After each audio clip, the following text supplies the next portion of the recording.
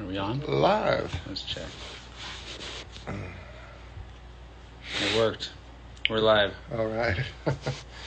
Hello, everybody. Hello.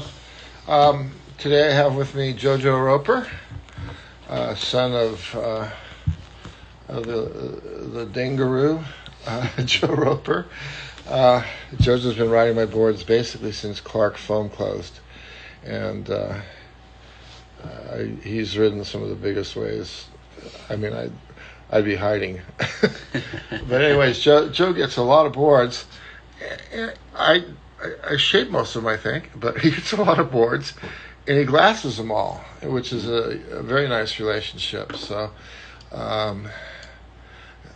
before we get going, Joe, do you want to say anything? Or Yeah. I mean, I've been lucky enough to get boards from him for the past 16 years, and they've changed 1,000 times over. I actually have the first board that he ever made me still, which is cool. And I actually found it the other day, moved it from one rack to another somewhere, and it was a bit different than what we're riding now, which is cool. But yeah, I'm just stoked to have had so many good boards from the man himself.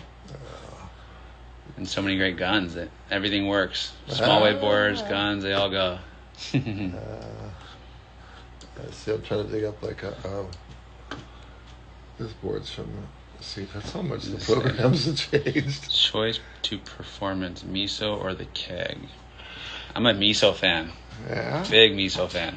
4-pin miso. You want to tell us why? Thing just goes and it whips. It kind of has as a 4-pin, it goes quick, and then you get a little. Even if it's soft, the thing just still flings, flares, does it all. Yeah. It's got moderate nose rocker, but it's got extra tail rocker, which I think is part of the reason it's turned so tight. I'm just looking at some of Joe's old boards. He's got 1,000. Thousands. Thousands. And a lot of surfboards, and a lot of copies, and a lot of good stuff. Yeah. There's a Slayer from about 12 years ago. Anyways, we brought Joe in today, really, Jojo, to talk about more about guns and big waves, and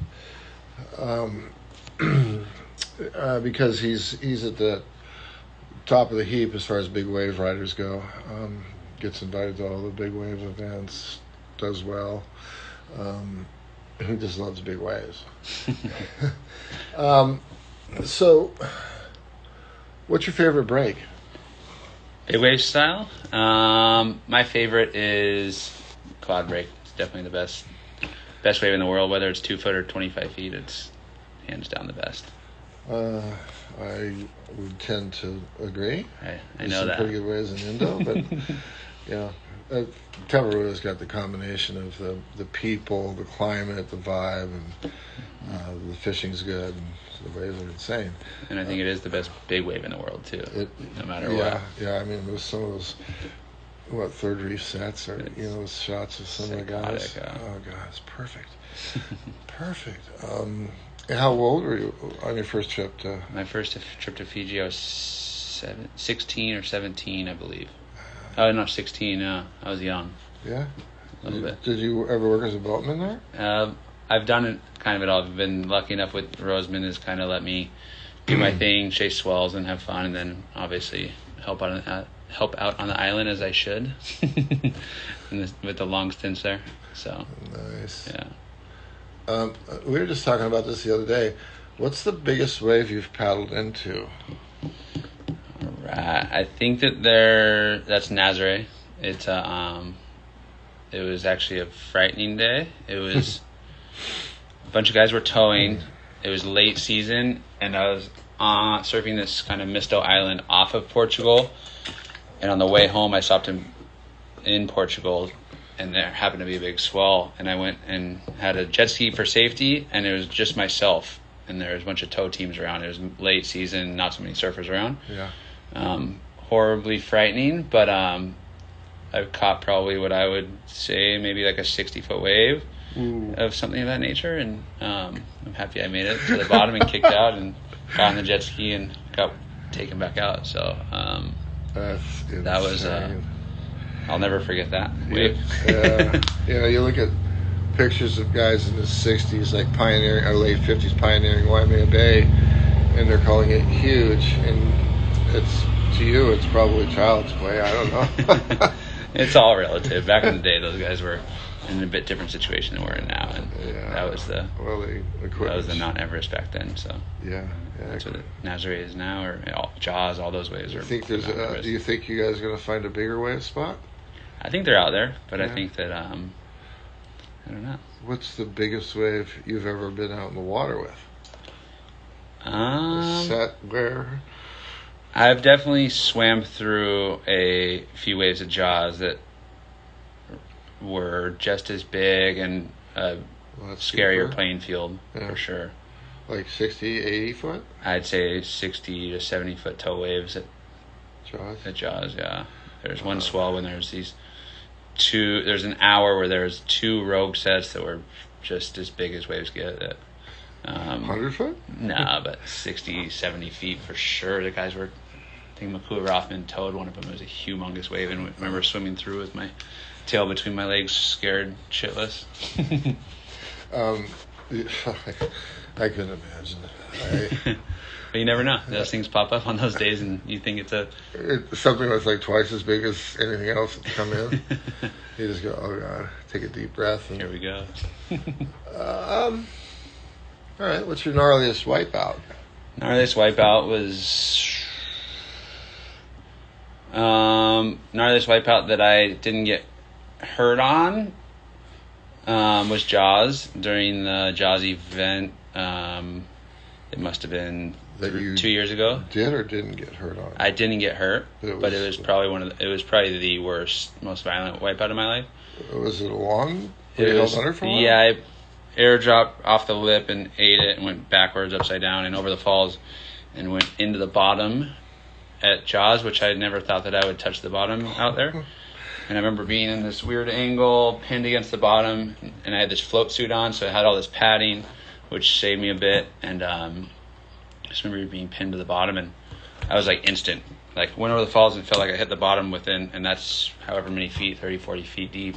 Sure. Instantly. And then I remember being down there forever, pulled all the rip cords that I could possibly get to, the CO2 cartridges that help us to get to the surface nowadays. And I remember going through like 5 ear clicks to get to the top, where you're like every like 10 feet or so, you're just like, it pops, but there's so many weird bubbles of water. I remember my ear just going nuts all the way to the surface, and came up and got like a couple breaths, and the next one just plowed me again. It was horrible. See, you didn't get hurt. Yeah, I didn't get hurt. You just got rattled. Wow. So that was an experience. Well, somebody's asking what's your favorite kind of board under 7 feet? Under 7 feet. I mean, you're pretty open-minded. Yeah, I definitely. It's funny. I don't know. I'm a big either. I go from a short board to a 6.3, and then from there I get pretty quickly to a 7.0. Yeah. I really like the kind of a beefy 6.3 for 6 to 8 foot tubes. Yeah. And I definitely jump into the 7 foot plus range. I remember we tweaked a few of the blackbirds and kind of beefed them up a touch and lowered the nose rocker, and I was super excited about those still am. I'm definitely a touch wider than most people sometimes. Usually in the 19 and 19.1, I think, are most of my 6.3s. 19.13, yeah, 19.15 right there. 6.0. So you typically, how much do you weigh? I weigh 180. So your volume is right around 30? For a short board, yeah. And a little bit, 180, maybe a little bit wider, not much. Yeah. 19 and an eighth, 2 and 3/8. Mm-hmm. Yeah, the Blackbird's been a good model. We're reintroducing the Traveler, New Traveler or something, and the old Traveler had kind of a really narrow nose and a ton of rocker and kind of more of a 90s vibe. Yeah. But the new Traveler is somewhere in between the old Traveler and the Blackbird. And we're just going to be introducing it here in the next. We're going to build you one. I know. Where's mine at? But we're going to be introducing in the next month or so. Who's Rashid Nader? Do you know him? 19 is wide. Need a toothpick. Yeah. All right. Well, you probably weigh 250 or something. I don't know. Joe Battaglia. The Mystic Spot in La Jolla. Joe, If it's the one I'm thinking of. Yeah. A Slayer. 5'9" Slayer. Yeah. That's that Mystic Spot in La Jolla. The most dangerous 3-foot wave on the planet. And what did you think of the Slayer when you first saw it? The Slayer, right when the Slayer came out, I knew immediately that was like a little tube machine for like what I wanted for getting barreled at that Mystic Spot he's talking about. Uh-huh. And it was just that wide point forward thing that like late drops, backside more so for me. They work really, really good, and I love those kind of boards for sure. It's been very popular. I don't know when we introduced it about 12 years ago, maybe. Mm-hmm. It's funny, me and you have tweaked the Slayer over and over and over, and we've always gone back to the kind of stockish version of the Slayer.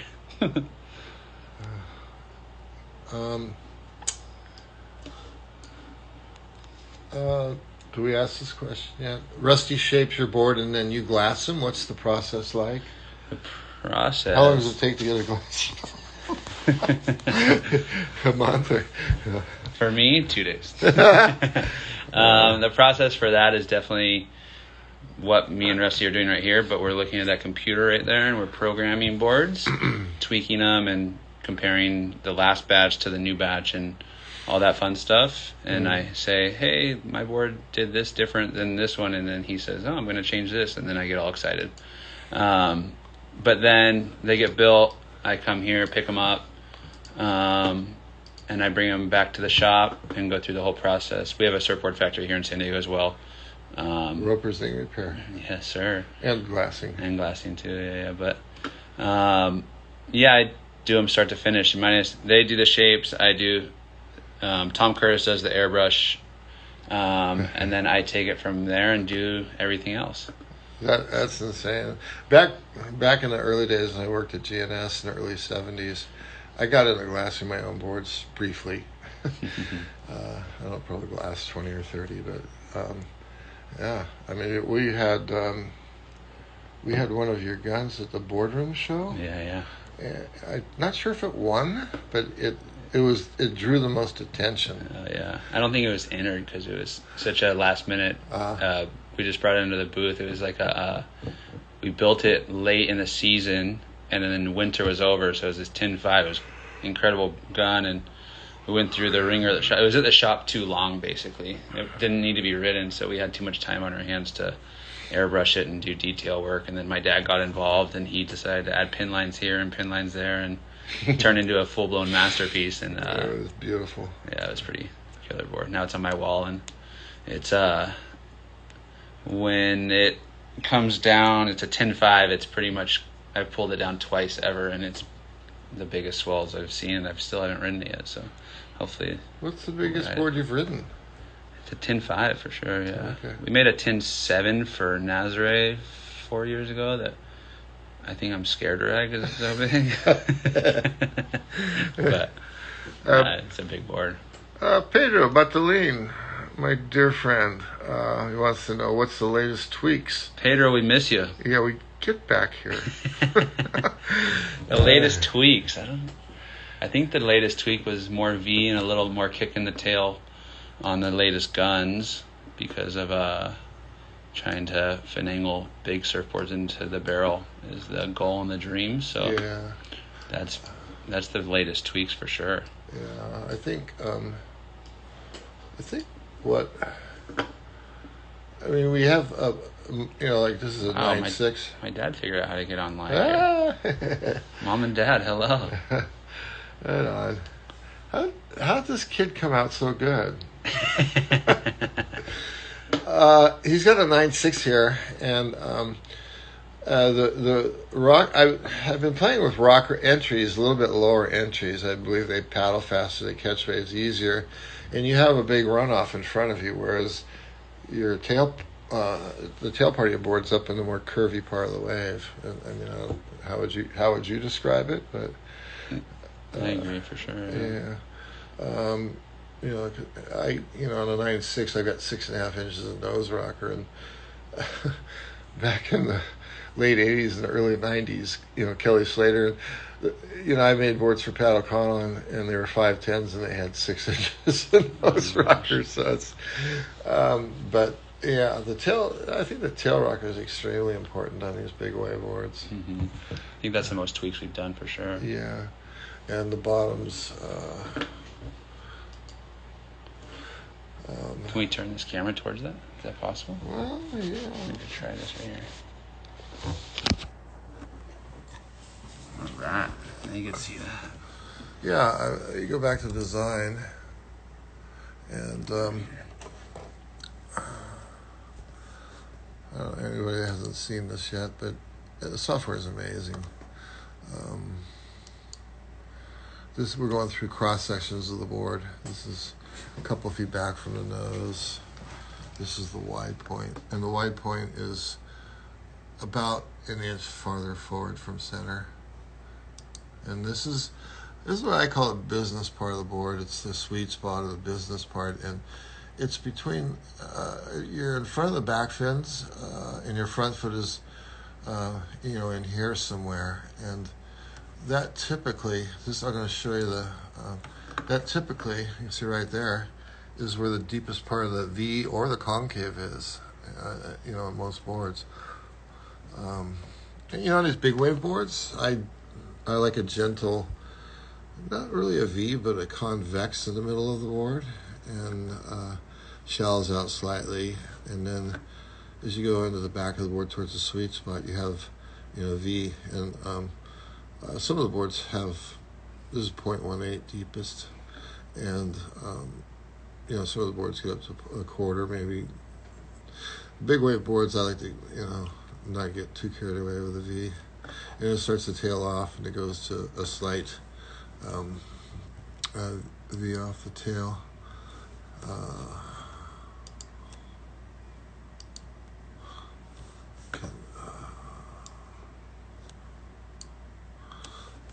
So that's the very end of the board. This is up a little bit. This is the sweet spot. You can see there's more V. And it's different too from small wave boards where it's more of a flat panel V. I haven't had much luck with concaves on bigger boards. And this is a neat little tool. This is where I get the idea of what I'm gonna get, because I don't understand any of the other stuff. So this is a neat 3D program, part of the program that we can. It actually helps me when I'm, as I'm designing the board. Can look at it from lots of different angles. This is the tail to the nose, and make sure there's no hiccups in the deck line and the rail line. That square on the tail is not my normal tail. I always turn that into a swallowtail. Yeah. Start here. That's a good point. We really, we could, but we cut all the swallowtails in by hand. Definitely, it's hard to program them, or at least I don't know how. But wings we can do.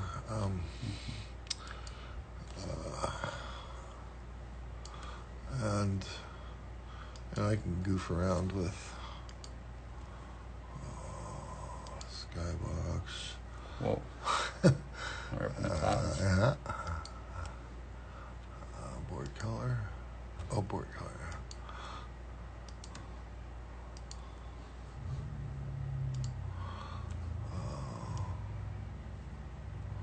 I can make the board wider, or I can drop a spot drop color in blue. All right. And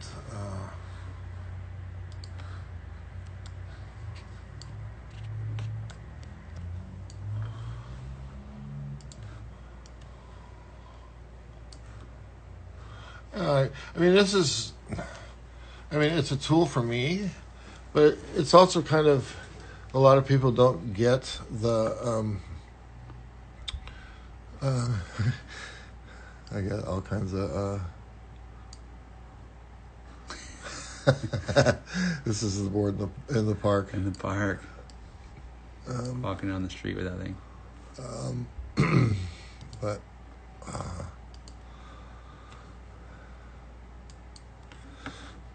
it does, go back to this again, display deck. You know, there's this tool which, I don't know if you can see the lines, but this is a cool tool because you can kind of get a vibe on the whole rail, like that red. Oh, the red is the cross section. Okay, cool. Yeah, that's called a slice. There's the beautiful outline. Yeah, it's yeah, look at the outline like this. I can look at it like that. There's a beautiful outline. Nice. So cool. Yeah, I mean, the guns, they're a little bit more timeless. I mean, the bottoms haven't changed much, at least for my guns. I mean, I started shaping my first guns in the early 70s, but I started shaping guns for pros in the late 70s and the early 80s. And the templates have changed, proportions have changed, but the bottom contours haven't really changed a whole lot. Mm-hmm. You know, big waves, big water, surface conditions. I mean, tell me what you think. Like, I mean, to be honest, my guns haven't changed drastically since my first gun, I don't believe. I actually have some of my guns that are 8 years old. I still have in the quiver, or backup boards for sure. yeah. I have a 9.9 that's been at Mavericks for 10 years that lives there, that it's many times my go-to. So I think the biggest change for me was the first time I got a Swallowtail gun, and it shortened the board and brought the line, a nice rail line to it, and I definitely never went back after that. 10-4. Here's a board from almost 10 years ago. 10 years ago, huh?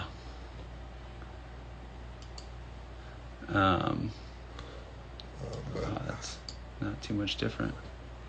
Yeah, I mean, the outline wise, my boards have definitely widened up forward more. That's what I can. Yeah, this has got almost 8 inches of nose rocker. I don't. Oh, wow. Yeah, and we don't do that anymore. Yeah, I would probably, these days it'd probably be more like 4.5 and 7.5, 7.25. But the bottom, see, it's not very much different. Same in the center, it's slightly shallower there. There's a nice beak on that one. That's for sure. Yeah.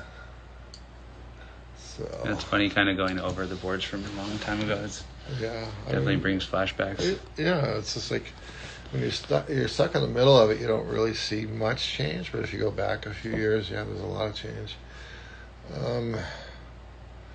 What do you think is the evolution for big wave boards? Well, we just kind of touched on that a little bit. I think quads. Don't most of you guys ride quads? Yeah, a lot of fin stuff has changed for sure. For our it's actually been a little drive of like bigger rear fins than front fins on the quads for like, I don't know why, but on the quads. Guys have been using those and they've been changing. We haven't talked about that yet, by the way. We will soon. Maybe we can do that later. But yeah, there's been a bit of that.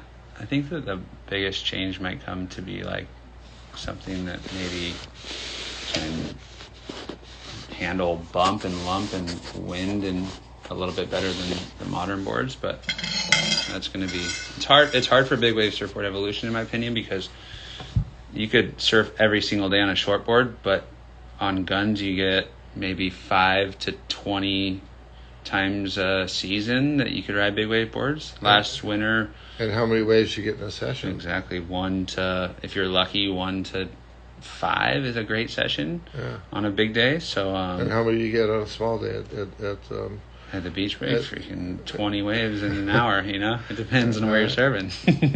But yeah, plenty. Much different. You know, you definitely don't get to feel as. You don't get to practice and do as much and as many opportunities for sure.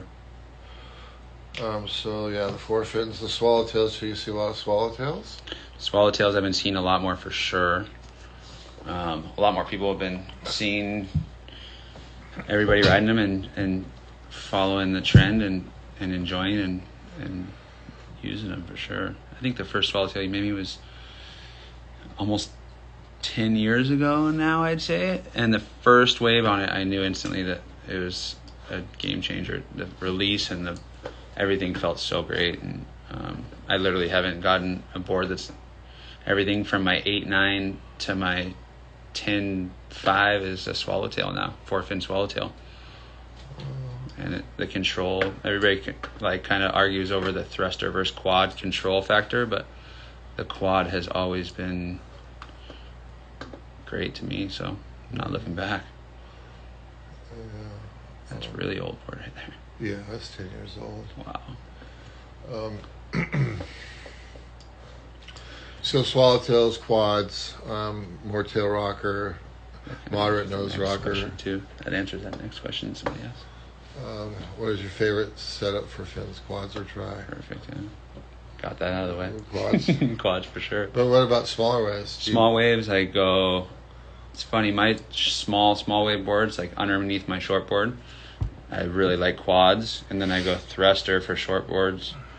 My 6.3s are like so-called tube, like 6 to 8 foot or 4 to 8 foot slabby tube kind of boards are quads. Yeah. And then I go back to thruster all the way up to 8.3, and then I go back to quad. So I'm an interesting character in that sense for sure. A couple questions about how do the quads feel different from the thrusters?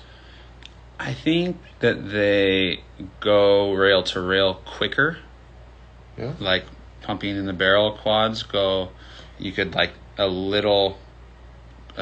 quick moment of like getting that little pump in, like in the barrel or something. They move quicker and they accelerate. And in small waves, I think they just go down the line faster. I think that's the reason I like them in the really small board and this kind of tube riding boards. And in a little bit bigger surf, do you feel like they catch the wave easier? I think that I don't know. That's a good question. I never thought about that. Do you feel like you can turn a little bit sooner? On my big boards? On your quads, in general. Dropping down the face. I mean, I've got this theory that a tri-fin wants to run perpendicular to the wave energy, and a quad wants to run parallel. And if you push a tri-fin into a wave, it'll want to go into the beach. The quad will try to find its way down the line, I think. But yeah. Never thought about that. And what is it you like about tri-fin? Tri-fin, I like the kind of late takeoff aspect of it, which many times on those boards that are 6, for me 6.7 is my next board above or everything, but my go-to boards are 6.7 to 7.9 are my kind of in between 6.3 to big boards that I go thruster, and that's usually late takeoff situation for me. Are you still doing up, maneuvers up the face? Not as much, because it's mostly that size waves I'm kind of surfing, whether it's big Porto or medium-sized Porto or something, and I don't really surf like Sunset in those waves as much as maybe I should. Maybe some Haleiwa, but I like a thruster at Haleiwa. So at Porto, I usually thruster everything in the realm of 6.7 to my 8.3 is one of my favorite boards down there, and that's a 4-fin, and that's where I go from 6.7 to 7.9s that I have down there are thrusters. Have we built a 7-foot quad? We have. And I don't know. I just didn't like it as much as the thruster. All right. All right. what's the future of big wave riding? I mean, what? I think maneuvers and barrel riding is the future of big wave riding for sure. Like, who do you think's leading the charge? Whew. Kai? Kai's definitely up on top for sure. He's very good and does it all. He's definitely, if you're talking like future and maneuverability, I think that he's chasing that more than anybody for sure. Yeah, I mean, when I was a kid in junior high or high school, I used to draw, and a lot of us did. We draw cartoons, surfing waves, and the stuff I would draw was fantasy, big maneuvers, giant waves, and Kai Lenny's doing that now. Yeah. Totally. It's like so surreal. I mean, there's other guys too, but yeah, it's just incredible how far, from Greg Knoll's big survival stance to doing fucking snaps of the lip and 30-foot waves. Yeah, totally. Pedro wants to know, how do you glass your boards? Like, what glass schedule? Do you use epoxy resin? No, I use all polyester. I'm kind of I use short boards. I usually am doing 4S with 4E 4S tops, and I definitely have a strong toe that I put extra layers on the toe side of my boards. My guns, I kind of just slowly turn into 6-ounce as the boards get bigger. Mm-hmm. My guns are 6.4 bottoms, 6.6 tops. And that seems to be a good weight to strength ratio for me. For some of the big wave riders I make boards for, I glass them actually double 6 bottom and 6.4 top. Mm-hmm. And bottom weight the boards, lower center of gravity. You're not catching as many waves, so you don't have to worry about the denting as much. Mm-hmm. Have you tried that yet? Yeah, my first gun, you had me do 6.6 bottom, double 6 top. Killed it. Too heavy. That was a great board. Okay. It was better than the next two after that. It was an incredible board. And I put the fin box in like a 1/4 inch back on the back of the quad. So technically it was like the fins were a little off. No idea how that happened. Maybe I was just nervous because I was working on my first big gun. And it still worked insane. Actually, I didn't glass that board. My dad glassed that board. It's funny because he was glassing that board, and it was the first board. The biggest board I had at the time was 8.4, and it was a 9.8 that you built me. And he was glassing it, and he was mid glass job. He's like, "Gosh, this thing's really gnarly. Like, what are you gonna do with this thing?" And I'm like, "I don't know, Dad. I want to surf big waves." He's like, "Better get to train, and you better be ready for this thing." And I'll always remember that moment. It was kind of funny. Yeah, and the fins being off. My very first board in 66, 67 was an extra asymmetrical. Mm-hmm. There's a big buzz about asymmetricals right now. And, Henry Hester used to be a competitive surfer. And he was a regular foot, so he liked his front side rail a little bit longer and his back side rail a little bit shorter. And he was the only one really riding asymmetricals at the time. And over the years I'd make some for like restaurants, ways that all you can do is go left, I guess. Go left and rip. And 5-6 years ago, Josh asked for some asymmetricals for Chopu, and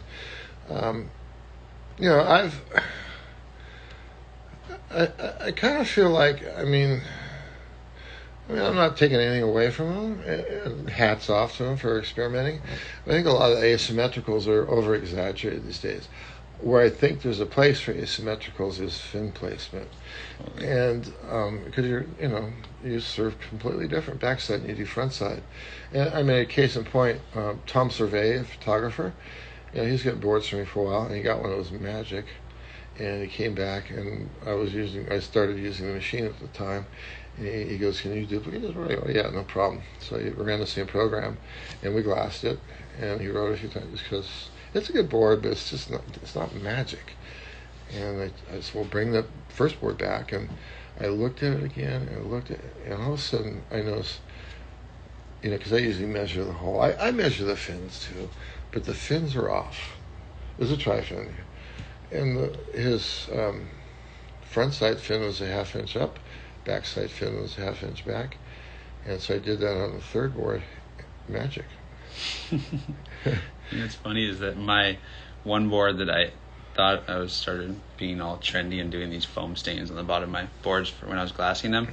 And the foam stain is basically pouring colored resin all over the bottom of your board and doing some swirls and all this cool stuff.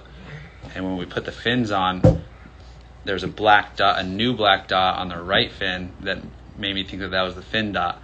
So I had one fin that was towed in like an 1/8 inch or a 1/4 inch, even more than the already 1/4 inch toe. Yeah. And the board was insane. And then I broke the other fin, and I went back to fix it.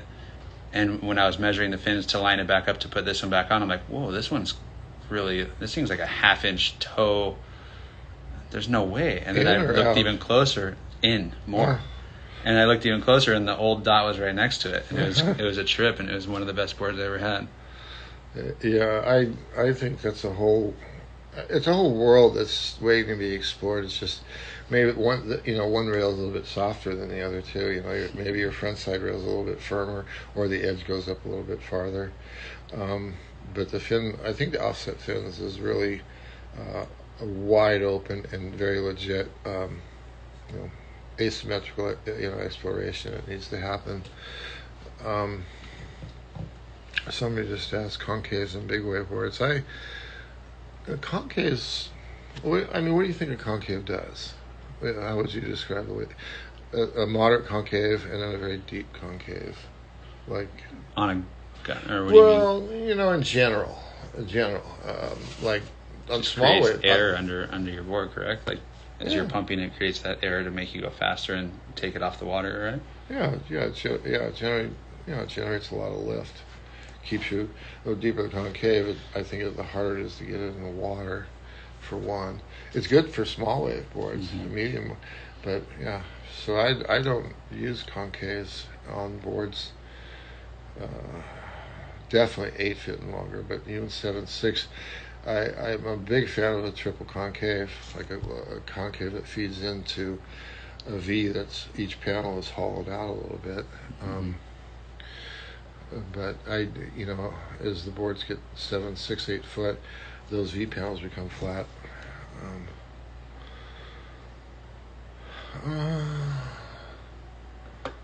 Maybe this question is the future of big wave riding.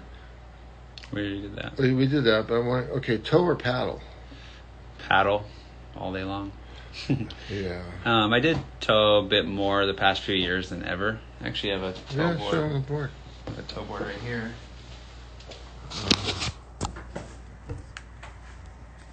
This is a tow board this is a 5'9", 16.9 wide, 1.7 thick. And it is a moontail quad. It's in here because we are going to make a new and improved version. Yeah. Now, tow-in boards and step-off boards, because they're so short and they have so little planing area, do well with concaves. Not super deep, but definitely some concave in that thing. But a modest concave through at least the 2/3 of the board. The front end, I think, you want a little bit of release, like, slight concave in the front, 12, 18 inches. This thing's definitely not light either. This thing's probably 20 plus pounds for sure. Yeah. No, maybe not that much, but close to. Yeah. I'm sure you could explain why that. Well, yeah. I mean, if you're towing in a big waves, most of the time you have surface issues. Whether it's offshore, onshore, and the lighter the board is, the more sensitive it's going to be to those conditions. Whereas a heavier board sort of smooth things out. I had a big day at Mavericks this year. That was, if it wasn't south wind, it would have been one of the best paddle days in history. But it was blowing up the face. And you try and paddle into it, and by the time you're getting to your feet, you're already getting these like little bit of wind and a lot of bump because it comes out of the bay and it gets bigger. So we rode tow boards, and I think the board I had rode, this one was out of commission that day because fin got jammed and we couldn't figure it out. So I rode a board that must have been 20 plus pounds of the Nazare board, and it was plowing the bumps full speed and not even a slight hesitation. It worked great, actually. The next question I have you ever tried channels and guns in big waves? Pedro's full of questions today. I haven't. Have you, Rusty? Mid-range boards. Like 7.6s or something? Or? Yeah, or even... hang on a second, bring up a board here. Like it goes back to the single fin days when I started experimenting with deep channels, and they work. The channel bottoms work great on cleaner surfaces. Totally, glassy days. Yeah, and if you start getting some surface issues, the channels seem to magnify it.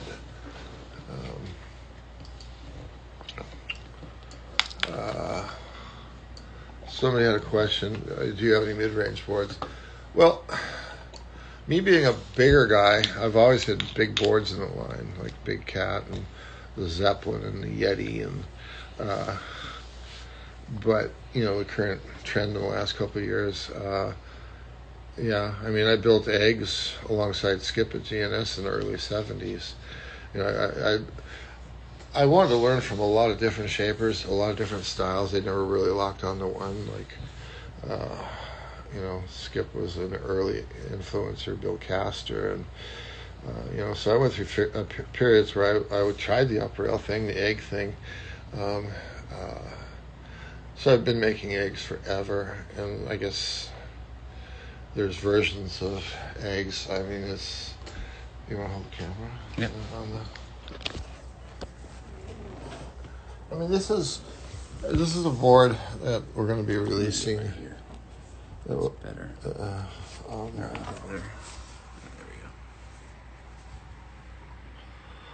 we go. We're going to be releasing in the next... Some of the shops already have them.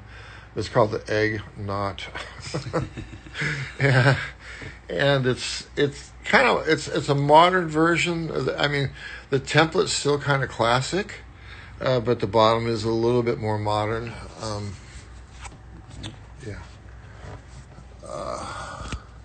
For example, I just recently did some boards for Hangar 94. This is a 7.4, 22 inches wide, 3 inches thick, 56 liters.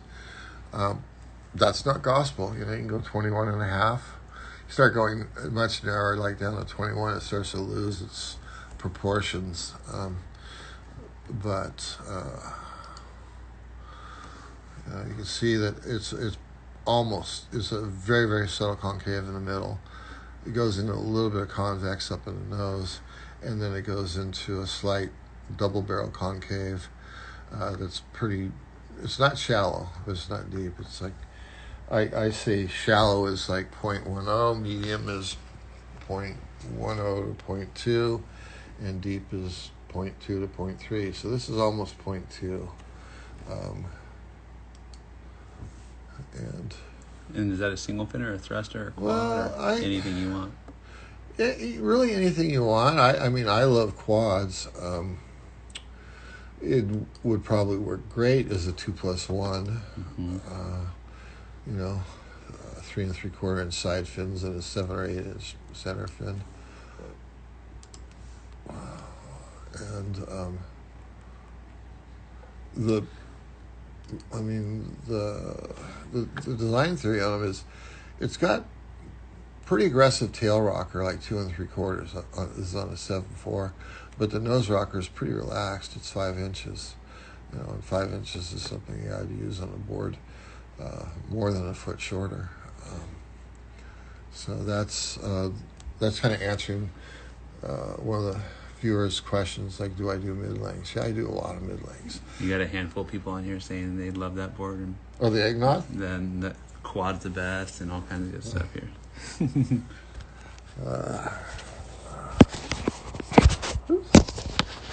I'm going to turn the camera on. There we go. That is a quad. Yeah, I made quads in the early 80s, primarily for Glenn Winton. He was a top Australian surfer at the time. And, when he came to the States for a couple of years, he could board for me, and he wanted quads this one year. And we had to. This is when there was glass on, so we had to change the position of the fins like 5 times, in 2 days. But because he had a contest at Oceanside, but when I really got turned on to quads is one of my riders in North County was hanging out with one of Hervey's sons, and he rode stretches, and he was riding quads. And so my team rider tried the quad, and he freaked. He came to me, he wanted quads, and I said, well, I'm going to try one too. And the first time I rode a quad, I lost my cheese.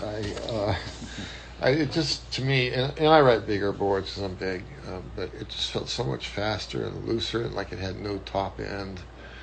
And but you get a different feel from different fin setups. So I actually remember when I was young. I think I was like 17 or 18 coming in here, and you had made either an Indo or a Fiji quiver of a bunch of yellow boards for yourself, and they were all quads. Yeah. And it was right during you guys started the bat tail quad, brought it back kind of a thing. Yeah. And I just remember I ordered a quad that day. I was like, what are these things? Like, as if quad was this crazy thing. And stretch was kind of ahead of a curve. There's a guy named Andrew McKee in Australia that's been making quad fins for, I don't know, since the early 80s. And, he's got a website dedicated to it. And a lot of the pros at one time were trying his quads out. And his I think one way my quads are a little bit different than other people are. They tend to move the fins the rear fins too far up, and they're too close to the rail. And my thoughts are, kind of split the difference between what a tri-fin would be and the rear fin. And I don't know, it's too complicated, but we only got a few minutes left. Where's one spot you haven't surfed yet that you're dying to go to? There's 2. You go back to the paddle versus toe thing.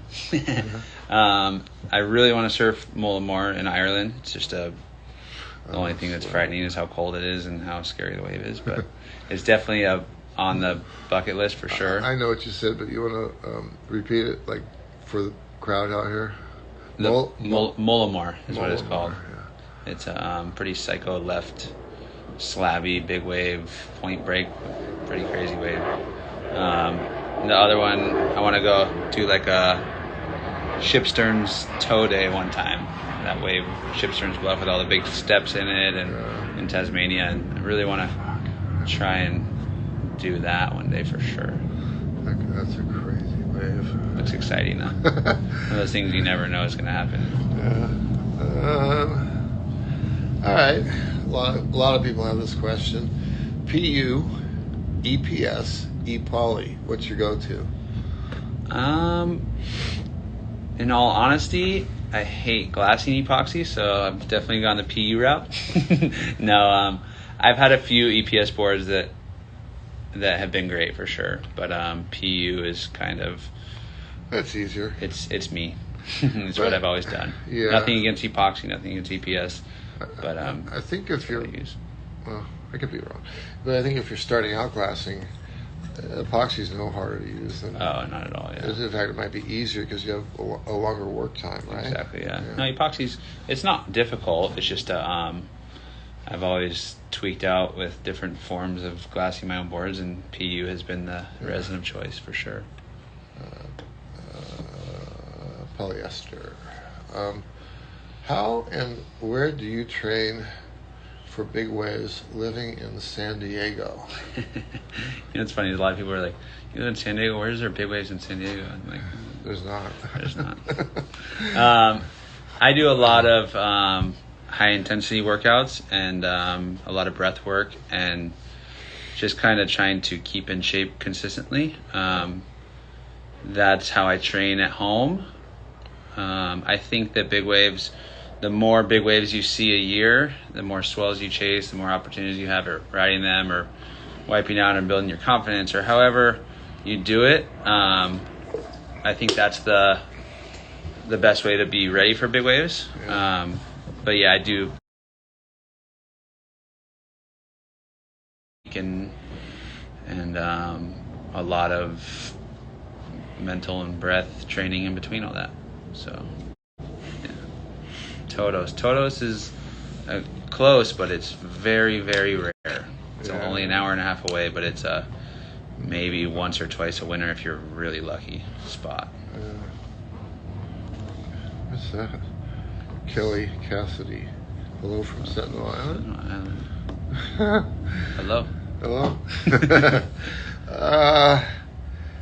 And do you consider big wave riding safe with today's safety protocols and equipment and jet skis and training and all that? I think it's how safe you make it. I think that if you're bringing your safety team with you and your vest, and there's definitely more ways to be safer about it.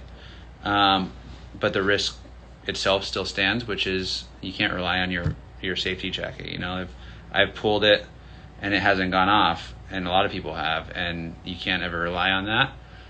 There's definitely more technology. The leashes are stronger. You have wetsuits that float. You have inflation vests. You have jet skis. You have everything. But a lot of times those jet skis are looking after others, unless you're bringing them for yourself. Yeah. It's all different. It's how safe you can make it and how safe you're able to make it. When I first started out, there was nothing there. I didn't have a wetsuit that floated besides the wetsuit itself. There was no inflation. There was no jet ski.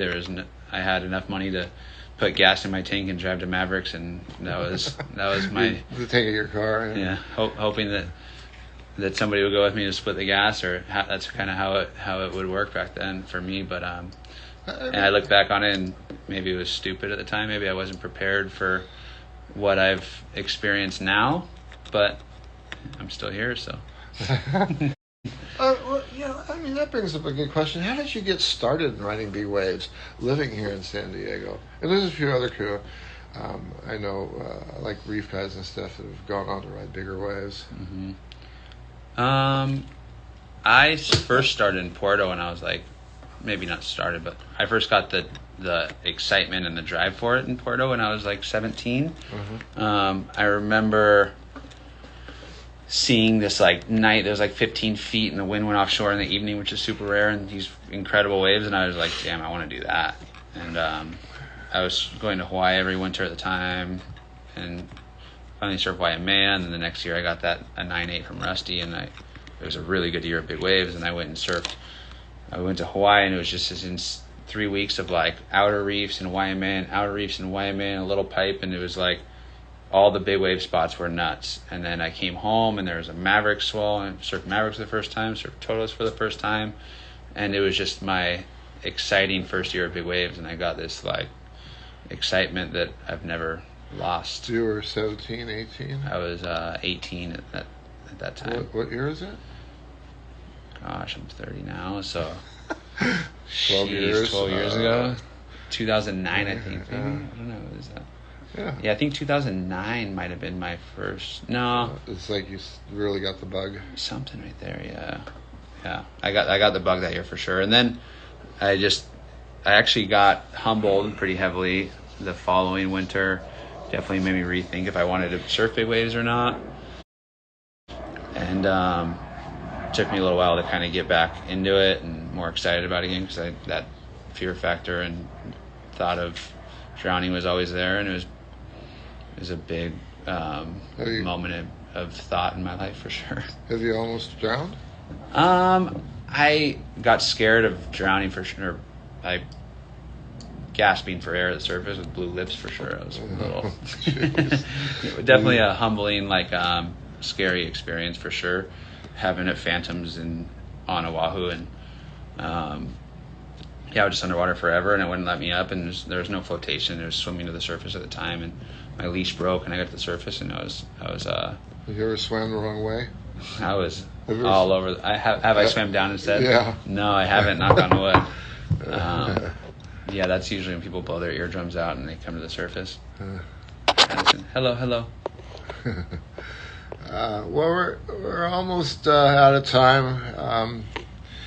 Anything else you want to add, or how about the width on guns? I have my answers, but Me and Rusty argue about that kind of often. Actually, he wants me to go narrower, and I want to go wider.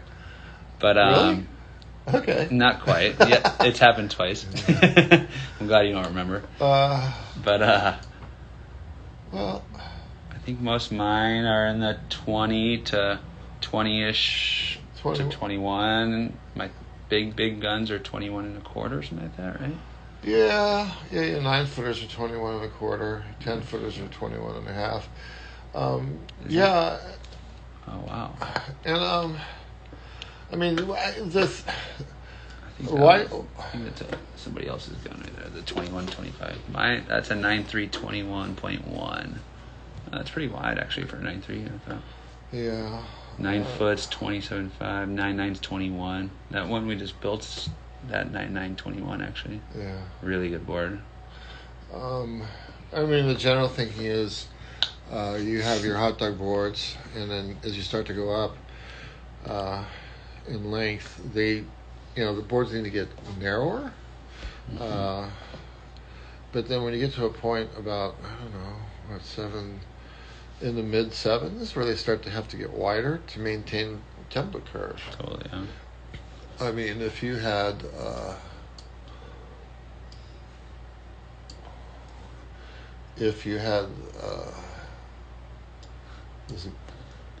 9.6. I don't get 9.6s. I'm an odd number guy. I know. Remember, that was a few years ago.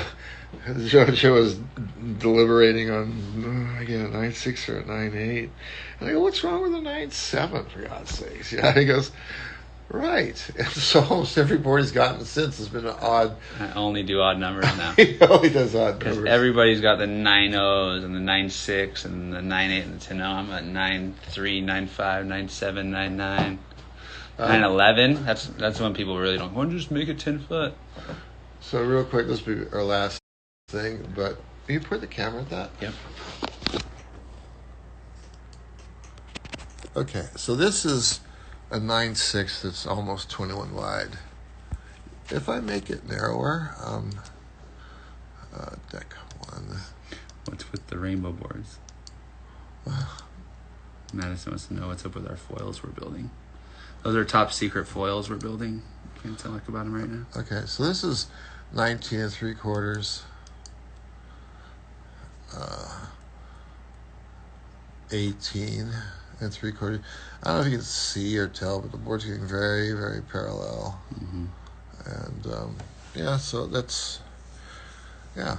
You need curve for, what do you need curve for? Well, curve, if you have a board with a very parallel outline, you go down the bottom wave, you turn, it's just going to track. It's not going to, curve helps. The outline curve works in conjunction with the bottom curve, and that determines the length of your turns. But anyways, we're out of time. All right, everybody.